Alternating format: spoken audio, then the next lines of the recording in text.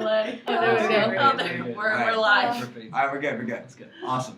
So I think it'd be awesome to get started and talk about fall break. Let's all catch up. It's been a long time. How do you guys want to do it? Who's got exciting stories? Well, I went to the LSU game. Yeah. In Gainesville. Go It was very Tigers. fun. Okay. No. No. I do not have the same reaction as you do, considering we were waiting until the last 2 minutes of the game. But Oh, it was very sad. dang. Okay. Why are you so fancy? I had an interview actually this morning. How'd it so go? It went pretty well actually. Yeah, I Yay. had a good interview. So that was like the best part of my vacation, I guess. Vacation. I know. You're preparing for it the whole break. Yeah. Oh no. No, but I also I had a bad start too because I was like trying to really get you guys heard of Malala Yousafzai, right?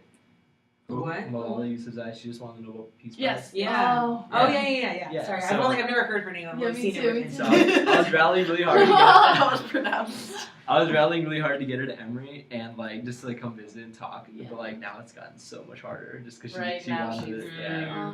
So I was like, man, all my efforts just went down the drain. Because she wanted to know what. Yep. Anybody else? Yeah. I flew home to Miami and I had a nice family-oriented break. Spent a lot with my parents. My sister actually just moved to California, so we had a big Nice. farewell dinner for her. Cool. And yeah, just beach, perfect weather, like 85 degrees and sunny. Keep bragging. And I know. I can't complain. It feels weird being back in 57 degree weather. She went from like one great place to another great place. Essentially. Yeah, seriously. That's How to do it. I went to Disney World. Yay! So awesome. Mickey With my roommate and friend. Mouse. Yeah. Mickey Mouse. And I got to meet all the characters and ride all the cool rides and Which Your parks? photos are really cute. I took pictures. We went to every park actually, Every except for park? not the water parks, not the park. Even the water ones not owned by Disney, like House of Adventure? No. She went to Disney. No, we went to the Disney parks. To me, Disney's synonymous with Orlando. No. No, You're from it's not Miami. different. We It's used like to go to Universal. Orlando twice a Not year being growing more up. opposite. I know. You know I that. used to do both. They're the same place. I They're didn't not. remember those. I would go to Who are you? SeaWorld and Epcot. And then SeaWorld is not even in Orlando. It's in Tampa. No. Yes. What's the There's a a SeaWorld in There's Orlando. a SeaWorld in It's Orlando. Tampa, technically. Technically. Whatever, the whole vicinity. I have bad memories. Greater Orlando. Animal Kingdom, MGM. Big zoo. Yeah. SeaWorld was bad memories for me. Alright, fine. Clearly, I don't know, even though I'm a Floridian. Sabrina, save me. What'd you do? I went on a cabin trip in the woods. Was it Oh. fun? It was really fun. It's Where? like a huge mansion somewhere in Delaware. Was it like the scary movie Cabin in the Woods? It could be definitely at night. I could Oh, see that's that really because there's a lake behind it. Oh my It's a god. huge lake, Yes. but it was so awesome. Did you tell like scary stories and stuff? or No, watch I couldn't handle Campfire? Yeah, S'mores? no that. campfires? No campfire. No It s'mores? was raining all weekend there. Oh my So it goodness. sucked. It was Alright. good. So it's good. Everyone's refreshed. We're ready to be productive. Yeah. Good stuff. So, Started. first order of business, we need to play our team song. Yes. Woo. So let's get this nice and close to the camera. Every meeting would not be the same.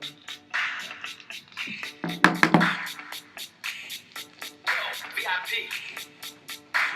Let's kick it. Next time we should have Make up a dance. to that. Yes! Oh, yes! When we go to present, if we just all like That walk. is so funny. And listen, Ice is back with the brand new invention. Something grabs a hold of me tightly. Next time we need to start the So part we're where it there, I actually. got it. Well, So We need to good. do it the next time I where like it it. actually Like says. You need to get to the part where it actually says Ice Ice BB. I know, but the collaborate and listen is such a perfect ending.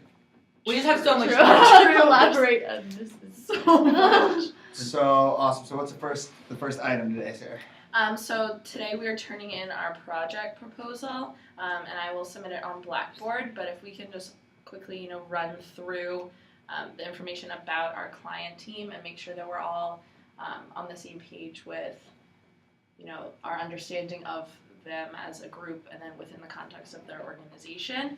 And so the team that we have selected, they are the tour guide team. And it's a division within the Office of Undergraduate Admission at Emory. And they're also, subdivisions of the Emory Student Ambassadors, which is a student-run organization, and then the Emory Admission Fellows, which is a paid position run by full-time faculty Where are we or missing it? counselors. No, it just froze. Cool. And the team has 4 student members, and they are run by one admission counselor who is a full-time employee of the office. So and his name is Joel. Yeah. So overall, the team has 5 people. What I think is interesting is that within the team of students, the 4 students, 2 of them are returning. So they were a part of this team last year, and 2 of them are new to the team, which I think is kind of an interesting dynamic of how they work together. And from talking to the group, it seems like there is kind of a natural division in, the old, the veterans and the newbies, and they kind of segregate themselves that way. And Joel also is new. He's only been working at Emory in this office for about 3 months. And so he is coming in and managing a team that is made up of half people who've been there longer than he has. And so that's kind of how the team is structured. They meet, each member of the team, the students, work about 15 hours a week, but they in the office, but they also are working on projects and collaborating outside of those 15 hours on their own time. Joel's a full-time employee, but another important note is that while he runs the team, part of his job as a mission counselor requires him to travel to different territories to talk about Emory at different high schools or college fairs. So a lot of times he's, communicating and managing this team remotely through Skype or email or phone calls, and it'd be interesting to see how effective that is in terms of the overall function of the group. But he is considered a full-time employee, so he works more than just 15 hours a week. And I think that's about everything. Awesome. So I think, we all contributed to say why we think it's a good pick for us. But something we did come across was the fact that they meet at the same time that we usually meet, which is now. And so I think it'd be a good idea for us to talk about that and maybe come up with a plan for how we can begin sending our teammates to go observe and really learn from that team. Does anyone have any ideas as far as how we can get around the fact that it's at the same time as ours? I mean, how many people can go at one time? Were we given that information? From them. Like, how many of us can go observe at once? They didn't have any problem with. They didn't have a problem with anonymity. Like, you told me you don't know if everyone can go. It depends on what they're talking about. So we'd have to clear it in advance. So if they're talking about stuff that's a little more confidential, like applications, or they're going to be using individuals' names, I think they'd be more comfortable if there are fewer people there. But so that'll kind of have to be, I think, a week-by-week basis in terms of how many people we can send. But I think for the context of our project, it's good if each one of us can go at least once.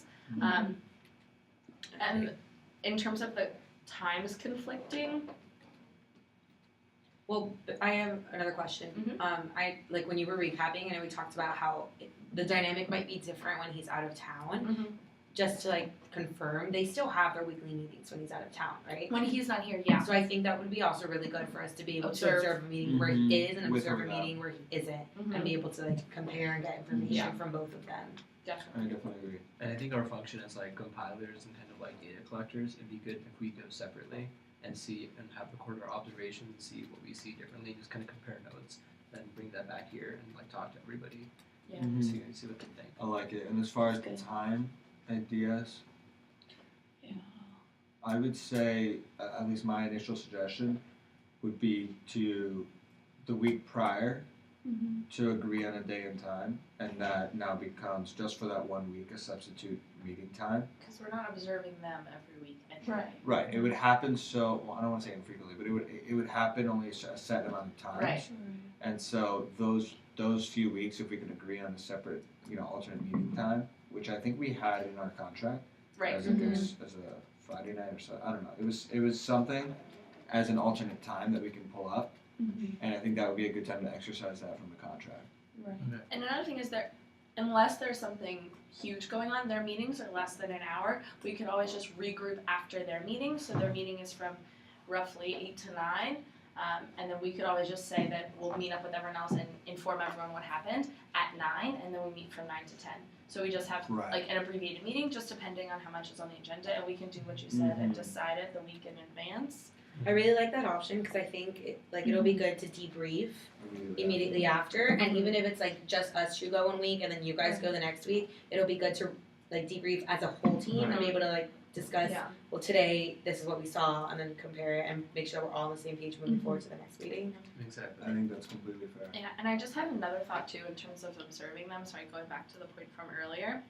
But because we are the same size as their team, I think if we all went in and were observing them, it might seem a little I don't know if they would act as naturally as they would normally. They might start feeling like they're being evaluated individually, and they may kind of like alter what they would have normally done. Whereas if you kind of send one or two people who can like kind of fade into the background, it like from a psychological standpoint, like it may That not makes sense. impact them as much. I like that. I like that a lot. So we should limit it to like 2 people. Yeah. Yeah, I think Well, two we is have good. 5, so that I mean, we can do 2, 2, and 1. or if someone wants to go twice. I think that's Yeah. It's fine. I think the other thing is that it's like it'd be important like after like we meet maybe just to talk to somebody who's not like because I know you've talked to Joe, right? But it'd be good to like get like other people's opinions on how they feel the work environment is and like what they do and like how they interact and behave because obviously if someone's like leading the group he's gonna have different opinions than people that are in the group, right? But also based off like what you've been saying like the observations are that this group seems fairly autonomous because if he's gone and they're still productive, They can still operate, yeah. yeah, so they're all pretty like like they have their own tasks very well oriented. They know what to do. So Yeah, I agree. I think that's like a really good way to get to know the environmental context as well. So I think the meeting time is pretty settled, like pretty unanimous. Yeah. As far as being there, maybe we want to brainstorm questions we'd want to ask. Think about the actual scenario. So we're sitting there, we're observing. What are we trying to learn? What are we trying to see? What's ideal? Are we looking for conflict? Are we trying to see are they organized? We should kind of have an idea in mind as to why we're there. And what we're evaluating. Right. Or what we at least expect to see. I think that would help us a lot. I think it'll be really easy for us to understand the group dynamic going in because we'll just observe them and see, are they like cordial, are they collaborative, or are these, are they very like serious and like specific about their jobs, right? That's one way we can kind of just assess them visually. But we can also observe how they address like difficult decisions. Like if they have a hard decision to make, how do they really delegate? Who gets to say what? How do they really decide if there's like division of the team? So like decision making processes. Yeah. Yeah, see if they're voting, see if it's a majority, Conflict resolution. see if Joel decides everything. And I think also to look at like how their roles are divided. So I know just from speaking to them, they don't have like official titles to designate the 4 different student workers, but I know that they all have different tasks, like they all have different responsibilities. So in theory, they're performing different roles, but they're not given that title and they're not as clearly defined. And so perhaps maybe looking at how that plays out in terms of like accountability and responsibility. It could also change the image of whether or not there's a hierarchy. If there's no actual roles, no one's going to be seen as inferior or better, or have their opinion weighed more. Do we want to look at it from a creative standpoint somehow, or do we think we have enough? I think creative could get interesting, especially considering how they get their ideas out there. So, for example, something very important to them is, let's say, like the tour guide route. Like, what are we showing prospective students? And so if they say, who has an idea for how we can change the tour guide route, or, how can we impress, prospective students? That goes along the lines of something creative, because there's no concrete answer. And so maybe, do they use sticky notes? Does everyone throw ideas out at the same time? Do they do the nominal group technique? Let's just kind of observe, hopefully, like a creative process. Or we can even force it on them in the sense that we could say, when you have a creative brainstorming session, how do you guys do it? That could be like an interview question. I think to add on to your point, not saying that there would be fault lines here because this is like very like similar age demographic, but maybe we can look at like where people come from within the Emory community. Like depending on like is this person like a pre-med science track? Is this like a business person or like is this person more involved in like Greek life or something else? Like how those components really interact to like really solve a problem and like handle their business. I think that'd be good to like look at. Yeah, definitely. So do we want to set up like one-on-ones with each person on the team? Like each of us just takes one member, chats for 15, 20 minutes just to understand them better? Outside of that time. You mean? Yeah, like on our own. Yeah, if they're open to it, I think it's an awesome idea. Yeah, I think the other, we just have to, like, it's a fine line between like being invasive, like, Right. and so we'll just have to map out like what we're gonna want to get out of a conversation, so it doesn't feel like an interrogation, but an interview. Also, I think when we're observing, we'll have to kind of clarify as to are we allowed to question and kind of, let them know we're there, Right. or is it Right, just, right. we're a third party that happens to be watching and Observing don't, the like, meeting. don't mind us. Without, yeah. So it's not really an interview per se. We're not coming up with questions. No, I think it's. In Oh no, terms I of- mean like on our Right. one-on-one. No, I know. separate, yeah. Initially, I said like we can ask like, great, how is your creative thing? I think that merges with your idea. Yeah. Like those questions would have to be in a one-on-one. So I don't know if I missed this, but they only meet once a week, right? They only meet once a week, yeah. Okay, and the other thing I was thinking about, I don't mean to go back to this, but it just popped in my head, was that what if we have like the same person or like two people go consistently, because if they see the same face, then they're going to be more comfortable with that person. Potentially, yeah. And I think that might be easier for them to like, instead of having a new face there, having to put on a different Right. everything. So I think it'd be easier to. Yeah. Definitely. That's true. And I think the clearer we are from the beginning, the more we can avoid any kind of uncomfortableness or any phoniness. Because we want them to be as authentic and genuine as True. possible. So if we tell them from the very beginning, like, listen, we're not looking for flaws. We're not looking for, to prove that you're the perfect team. All we want to do is observe exactly the way you are, and then be able to report what we saw. Yeah. Like we're not, we're not making it Analyzing or- positive, yeah. negative. There's no spin on this. All we want to do is see how you guys interact on a daily basis. So please be as normal as possible, like as close to the way you would normally be. And I think going in, like prefacing it that way, obviously it won't be perfect, but at least they'll feel a little more comfortable. Yeah. And I think as long as we stay out of the way and they get into their like daily tasks, they'll get consumed by those instead of noticing that we're there. Yes, we need to be like Right. out of the picture. So Right. I think that'll work well. Nice. So moving forward from here, like we kind of talked already about how we need to determine what their meeting agendas are for like the next couple of weeks to see when we can and can't go and when, what their thoughts are on that. And then we need to decide like which of us is going to what. Okay. So I think we can do that now in the sense that we know it's going to be a day we're free. So maybe we want to pair up and say which two people can go the first time, which can go the second, and then is there a person that's willing to go twice to make that 6 an even number? Yeah. I actually think, let me double check with them and then I can message our group me, because I know that they're launching applications for tour guides soon, but they're also in the process of training tour guide trainers, so they may end up having to add extra meeting times, which would give us the option to go more. That's good. And because I know that they will be working on some Sundays now, they're gonna have to come into the office, and like with Joel traveling, so let me actually double check, and I can make in our Google Drive folder like a sign up of like the dates and times that they have meetings, and then we can just sign up in pairs for.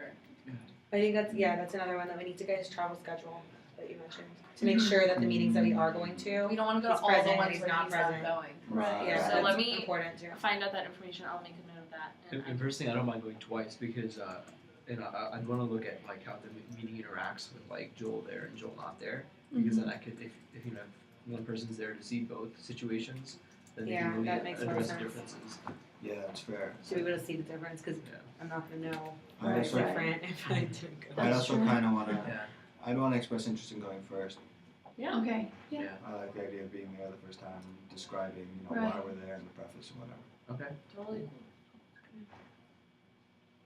So whoever wants to come with me. I mean, I want to wait until we get the dates Yeah, before I the want to dates. commit. Yeah, to a of date. course. And we'll figure it out. Usually free at 8 a.m. on Wednesdays. Yeah, me too. We're luck. I have a date with my pillow. Yeah. I'm not a morning person, except on Wednesday. Me too. Except Except on on Wednesdays. Wednesdays. Except when I get to meet my polar bears. Committed to the Next meeting program. over pancakes at my place. Oh, pancakes, yes. So I think at this point we can kind of sum up the next step. So we've pretty much we've covered what we're gonna do for the next time we try to observe, or the first time we observe. As far as us meeting as a group, unless otherwise said, we're set for Wednesday next week at Yeah. 8:30. That's good for everyone. Well, I think we'll need that meeting to just touch base. We may not need the whole hour, Mhm. but just to touch base and say, hopefully some of our assignments will, have come back to us, and we can take a look at it, reevaluate, and talk about going into ESA. Sarah, maybe what you could do is whenever you find the meeting times, just post like a Google Doc or something, and then Yeah. we can just have like a sign up sheet. Perfect. We can figure that Yeah. out. We'll sign up a little bit. And I'll closer. text the group. Yeah, that works. Okay. Do we want to assign people for the one-on-ones? Let's figure out who's going when and the schedule, and then we can do that once we figure that out. I also kind of want to get it approved. So let's observe Right. once, tell them what we're doing, and then after that, if they're Ask if if they it's- clearly they're weren't okay with what's going on, Uh-huh. then we can be like, by the way, it'd be nice if we could also do one-on-ones. Okay. I'd make it like a secondary thing. Yeah, Mm-hmm. top priority schedule. And maybe do that after we do all of our group observations. So once we see them a couple times, and then maybe ask them, because in that way we know that they're not going to like alter their behavior based off things that we say. True. Right. Cool. All right, good stuff. I think we're good to go. Awesome. Let's begin our day as Sounds good. polar bears. Yay! So much All right. excitement. How do we Okay. turn the So camera? much excitement. Bye-bye.